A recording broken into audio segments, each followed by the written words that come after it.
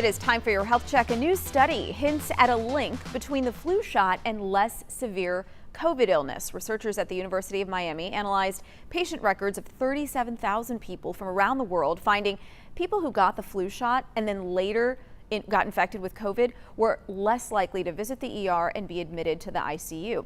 Scientists say the flu shot also reduced the risk of stroke, sepsis, and blood clots in those patients with COVID-19.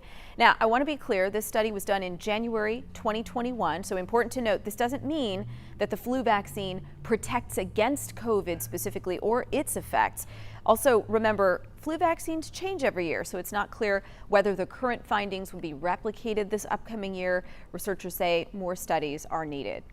A reminder to parents, now's the time to get caught up on your kids' immunizations. I'm not talking about COVID either. It's all the other stuff that you may have maybe forgotten about or skipped last year while schools were closed. State Health Services has a chart with the 7 vaccines required in Texas by grade level. So here are some of them: diphtheria, tetanus, pertussis, which is whooping cough, polio, measles, mumps and rubella, hepatitis B, chickenpox, meningococcal, and hepatitis A. Now, please note, HPV is not on this list, but it is one to strongly consider. So do schedule an appointment with your child's pediatrician.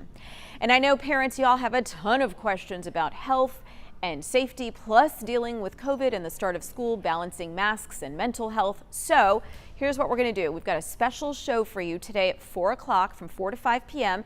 It'll be me and a team of medical experts just trying to help you make sense of the current guidance and hopefully ease any anxiety that you may have about sending your kiddos back to the classroom. So make a note, tell your friends, and if you have any questions specifically, you can text us. That number's on your screen, 214-977-6028. I certainly hope you'll join me today at 4 o'clock right here on WFAA.